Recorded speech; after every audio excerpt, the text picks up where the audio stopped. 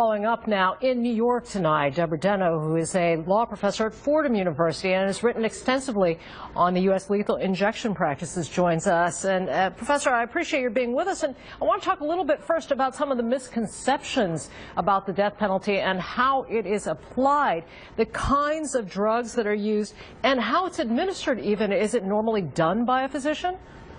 No, it's not done by a physician. We don't really know who's doing these executions. I mean, typically it can be a volunteer in a prison. I've done surveys that have shown that.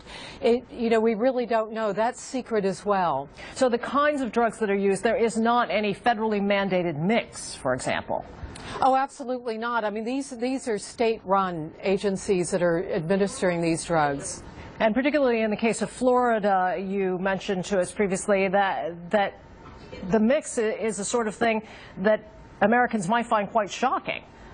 Well, they might find it quite shocking on a number of levels. I mean, first of all, these are drugs that could not be used to euthanize an animal, that would be considered cruel. Number two, these are drugs that have not been used to kill anyone ever, and so they have no idea how this is going to affect a person. And number three, we don't know the people who are going to be applying these drugs, what's their training, etc. It's a high-risk procedure. There was a prosecutor in Chris's report who raised that point, though, that, the attempt here is not to help the patient get well when these drugs are used. If the outcome is the same, does it matter what products are used? Absolutely. That prosecutor was assuming that people actually die when these drugs are injected into them, but we don't know that. It's a big unknown.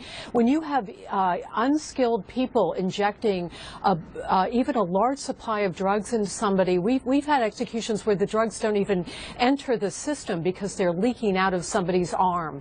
So there are all sorts of problems where it would suggest we don't even know that people get the drugs. I do remember a time when the electric chair was a part of the lexicon in terms of death penalty use. It seemed that at the time that lethal injection was introduced, that it was to be more humane. It was supposed to be more humane, but from the get-go, from the very start, lethal injection has been highly problematic, even from the very first execution. The problem was initially there was so much secrecy involved that attorneys really couldn't get enough information to challenge, and we're seeing that same secrecy now. Talk to us a little bit about the problem of states, local jurisdictions having to go abroad or to compounding pharmacies. Talk a little bit about the challenge here of making sure that you're getting what you intend to get. Well, first of all, there's been a nationwide drug shortage in the United States generally, and add on to that challenges showing, as the report said, that 2011, 2010, that these manufacturers were being revealed. They no longer want to sell the drugs to Department of Corrections. Department of Corrections can no longer go to Europe because those drugs are not FDA approved, so they're really very much backed into a corner. The new strategy for them is to go to compounding pharmacies, but they're very problematic. There's no FDA regulation of compounding pharmacies, and state regulations are highly variable. There's very little oversight, in addition to the fact that compounding pharmacies are not supposed to be making drugs for this particular purpose. They're supposed to be making drugs for people who have an individualized problem with a drug. In other words, an ingredient is missing or something like that, and they're doctor prescribed.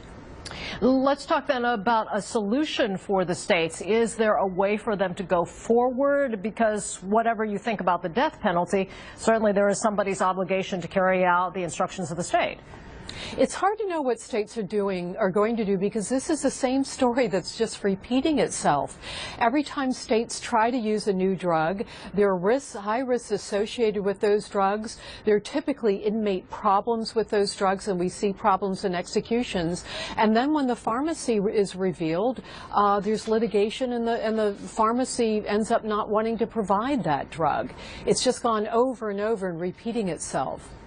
Professor, we appreciate your coming in and giving us your insight. Fordham University law professor Deborah Denno with us. Thank you.